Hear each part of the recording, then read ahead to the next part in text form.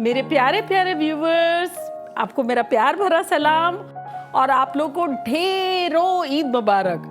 मेरी दुआ है कि आप लोग सदा खुश रहें, मज़े करें, शादो आबाद रहें, आपस में प्यार और मोहब्बत बढ़ाते जाएं। जैसे हमारी रूबी की किचन की फैमिली में प्यार बढ़ रहा है, मेंबर्स बढ़ रहे हैं, हम मज़े कर रहे हैं, आपस में बॉन्डिंग मजबूत हो रही है।